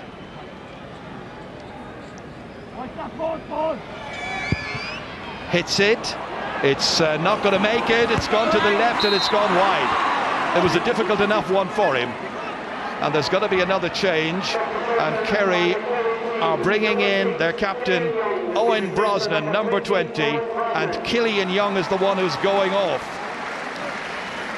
Yeah, it doesn't surprise me, Jerry. I noticed Killian Young, when he went forward on a couple of occasions recently, shouting at others to cover back for him. I think the game, the day has been so hot, it's taken a lot out of players.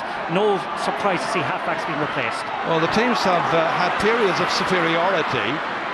It's been ragged, it's raw, but it's still there somehow in the melting pot. A game which Kerry should be winning by perhaps 7-8 points at this stage, but the margin is only down to 4. And it could get worse for them unless they are alert about their business. And Fionn Fitzgerald's first contribution is to go in there and make sure that he won that possession. He was fouled, good courage, good alertness shown by the young Dr. Croak's man. Free kick for Kerry, taken quickly here, and it's Fionn Fitzgerald himself. Made an awful lot of ground. Plenty of players being marked inside. It's in for Donaghy, held on, then lost it, and then taken away by Canty, who would be his marker. We're down to the last 9 minutes of this Munster football final, the 122nd being played here today at Fitzgerald. Part 1 of a twin header on the Sunday Game Live, the big hurling match, the Leinster hurling final from Croke Park, coming up at 4 o'clock. But right now it's to see who's going to win the 2013 Munster football final between Kerry and Cork. It's advantage Kerry. Yeah, it's incredible the way the momentum has swung in Cork's favour at the moment. Now they seem to have so many players loose around the field, and the midfield dominance that Kerry enjoyed early on has been just taken away from them. Brian Sheehan's on. Player gone off is Johnny Buckley. One of those days when it's so hot, so warm, you want to give the opportunity for fresh men to come in to make a difference. Trying to make a difference right now is James Lockery. Canty has an easy ball to give here to Kassan, and does. O'Leary is to his right, he ignores him and goes straight down through the centre to Hurley. Chance to turn back onto his right, kicking and putting it over the bar. First for Brian Hurley. And now the margin's just a solitary goal. The fans are happy, and I'm sure the management's happy as well. Conor Coonahan contemplating another change. It'll be his final switch for this 2013 final. That was lovely play by Hurley. A dart to the right and over the bar. Yeah, he's been good though all day, Ger. He's been busy, he has been keen, he's shown plenty of energy, and that's a fitting kind of reward for his work. Well, it happened in recent years that Kerry have absolutely dominated the exchanges for the first 35-40 minutes, and Cork have come back. Yeah, and today's a case in point, and you'd wonder why this has happened, because Kerry looked so comfortable for so long, but there is no doubt about it. At some stage during the match, Kerry or Cork are going to get a period of dominance, and I think we have trouble down here, Ger, in front of us. It's 15 minutes since Kerry scored. There you go, the ugly sisters are at it. the pantomime villains, Noel O'Leary and Paul Galvin. Wouldn't you love to see them on a stage at Christmas? Referee is in consultation there with Fergal Kelly.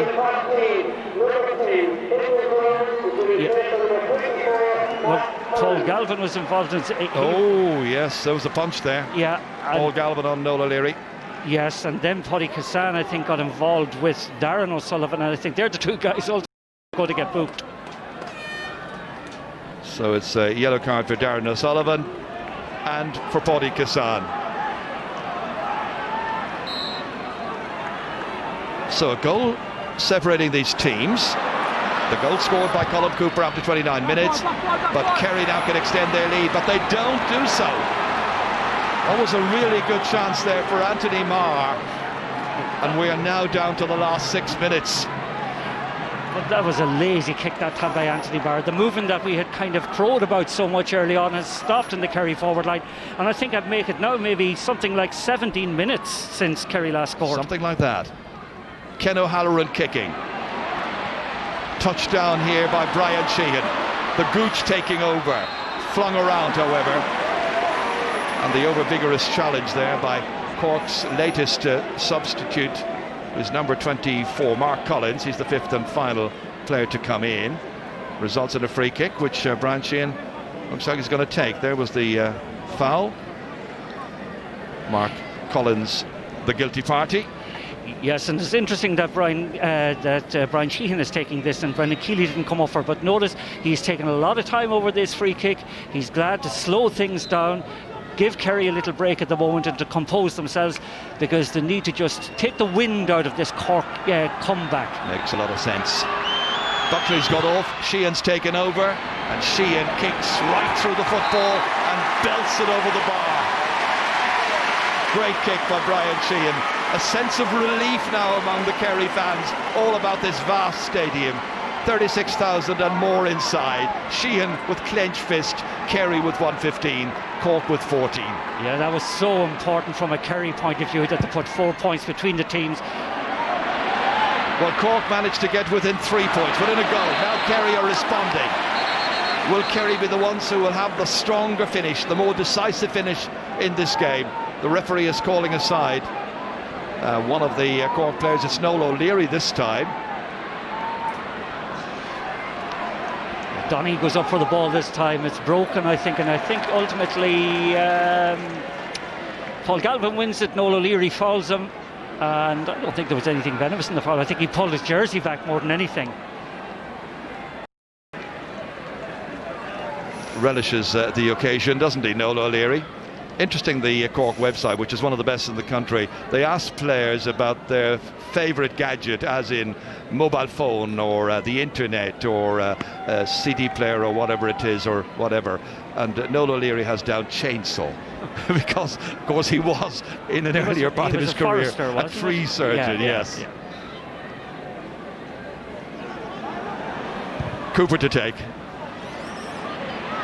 James O'Donoghue racing for this one, beating Tom Clancy to it. Looks up, always a support player there, Darren O'Sullivan, trying to go through a maze, wriggling this way and that, and the referee allowed an advantage, and it's a good advantage. Darren O'Sullivan as a support player, didn't use him, and it was stolen away and won back by Canty. Oh, he had two support players. He had Donaghy on one side, Brian Sheehan on the other, and he just took that extra solo run out of it and now gives Cork a chance to counter-attack. Cork deserve credit for their fight back in the second half. It's been spirited. Now can they go the whole way? All the way down this time to Kieran Sheehan. He's scored a point already since coming on. Checks back onto his left. Has a support player. It's Lockery. And Lockery kicking through the ball, but slightly off balance. Oh, he got it. He got it. I thought he was slightly off balance as he hit it, but he's put it over the bar. And Conor Coonahan's team are back within that goal margin again. 115 for Kerry, 15 points for Cork. Yeah, they're within touching distance again. A good shot from Lockery. I think he was a little bit doubtful about it when it left his foot, but just crept inside the post. But you've got to give credit to Cork for coming back from a seemingly impossible position at half-time. Fisted down by Canty. Onto it came O'Leary.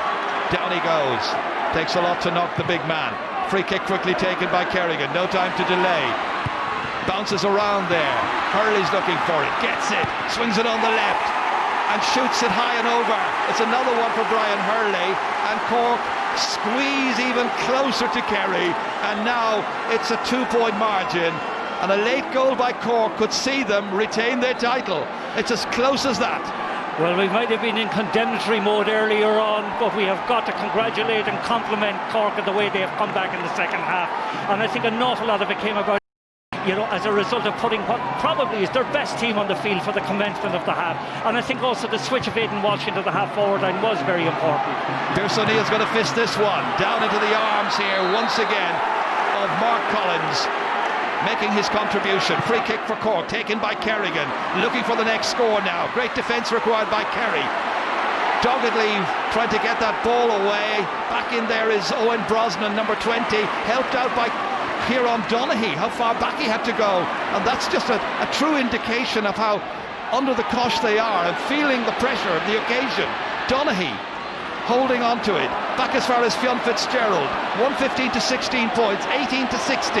And Kerry break the press here. And Fitzgerald can kick it forward here, down towards James O'Donoghue. A real will-o'-the-wisp player against Clancy. Looking for another score, kicked away by Clancy, but only out as far as Darren O'Sullivan decides not to go and hit a wayward shot, but to hold on sensibly and try to work it in. O'Donoghue has lots and lots of Kerry players waiting for it. Fionn Fitzgerald's one of them. In it goes into space, and that final kick is by Peter Crowley, who kicks it over the bar, and that might be the one that will be the most significant score late on in this game. But you have to credit James O'Donoghue for the unselfishness that time and winning the ball first of all, withstanding a number of tackles, recycling the ball and getting it eventually over to the wing-back Peter Crowley. And that's a very important score from a Kerry point of view. Mark Collins, one goal between the teams. 4 draws in the last 7 meetings between these counties in Championship football. Here's Hurley going this way, then that. Shooting, and the goalkeeper stops it. A really good save by Brendan Keeley. It's a 45. What a save that time. I don't think he knew an awful lot about it as it came at him, but his positioning was perfect.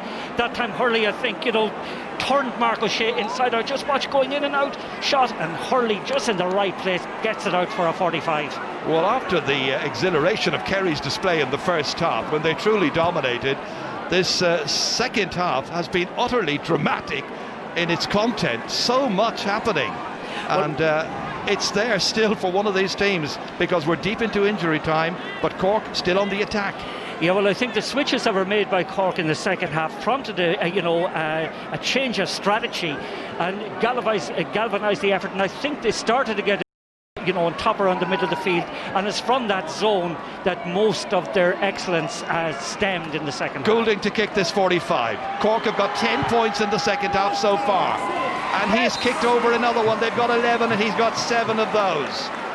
How much time is left, however? 116 to 17 points. Tomas O'Shea looking on,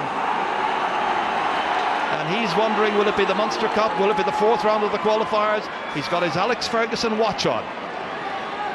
Wants a few more seconds. Keeley is in no great hurry. If you were the Kerry goalkeeper, would you be?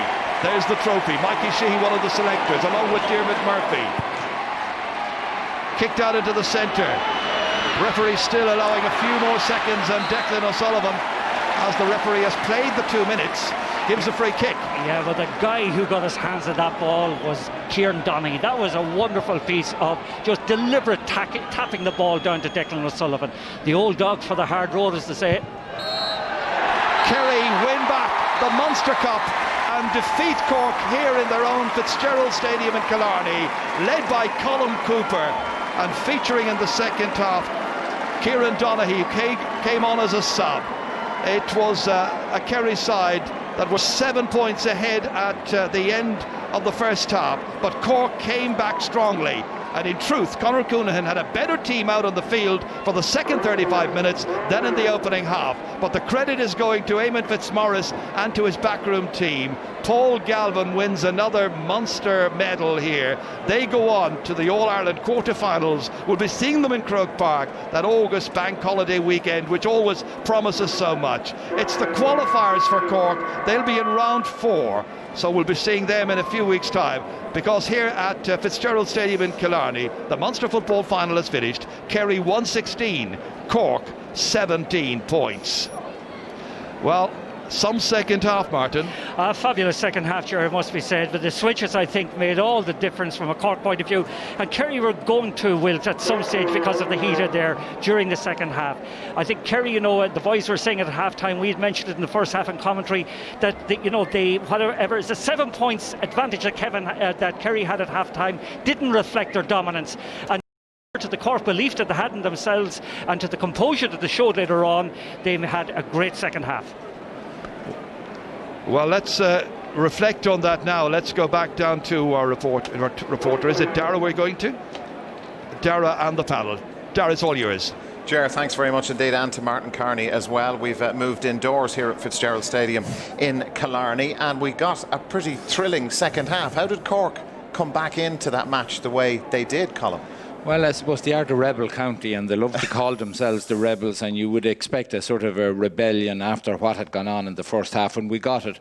And you know, it is strange to reflect at the end of the game on the changes that Cork made, presumably to try and cause difficulties with Kerry, and instead of that, all they did was messed up themselves. And when they went back and put on the likes of Pierce O'Neill and Alan O'Connor and Kieran Sheehan and fellas like this, they were a different team, and those fellas carried the fight to Kerry. So I can't understand if they started with that team, it kind of they'd have been better off. Makes you wonder, are they technical geniuses behind it all, or were they just all over the place in the first 30 minutes? Are they thinking of the next round of the qualifiers? But like the balance of the team, they got the grips in midfield. Alan O'Connor, Pierce O'Neill got on top in the second half. Aidan Walsh moved to the half-forward line. Kieran Sheehan came in. The team that finished was just much stronger. But we hear this now about some managers, and we've seen it in other sports as well. They like to finish the game with the stronger team than they started with. It comes back to, Dara, today wasn't do or die. You know, since the introduction of the back door, that's what's happened, unfortunately. I heard Kerry people saying last night, sure, if we lose, it's no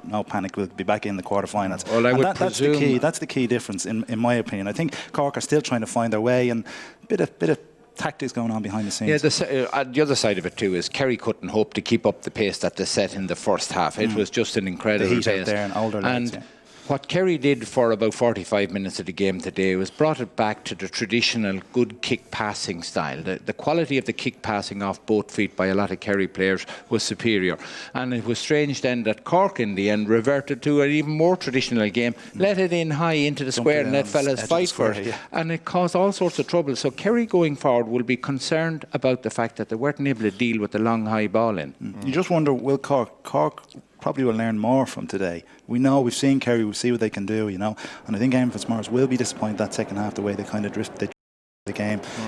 Cork got 6 unanswered points down this end, and they had all the momentum for large parts of that second half. Is that the heat? You can argue it's the heat, but also they're going 9-10 points up. Fellas just dropped the tempo by 5-10%. Here's the trophy presentation. Yes, and it's Owen Brosnan that is accepting the cup, even though he only came on as a sub for the last while. Of course, Gooch is the captain, and it was a great exhibition by Gooch. From centre forward today. It's great to see one of the greatest footballers that we have ever witnessed on a football pitch at close quarters like this. Absolutely. Gentlemen, thanks for your company here at Fitzgerald Stadium in Killarney. We're now going to go to Croke Park in Dublin. The Leinster hurling final coming up. Here's Michael Lester. And welcome back indeed to Croke Park, where we are looking forward to a first ever Leinster hurling final between Dublin and Galway. Well, can Galway retain their title, or will Dublin claim their first provincial crown since 1961? Throw-in for that game is at 4 o'clock. Well, Michael Duggan and Tomas Mulcahy are here with me in studio, and we'll be looking forward to this very special final right after this commercial break.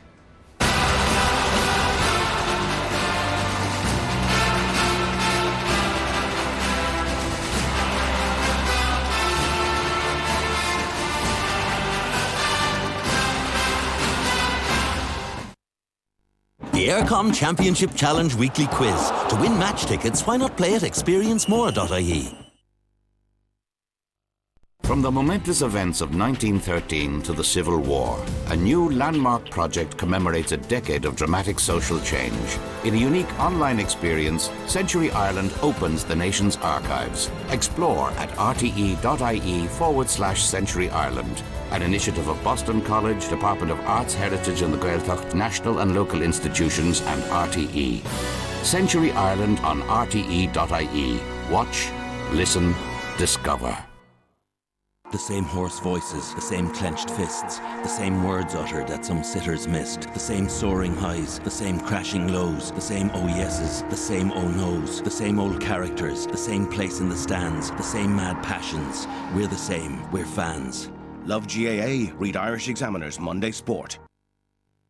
Keep in the left lane on a motorway. Only ever enter the right-hand lane, lane 2 or lane 3 on a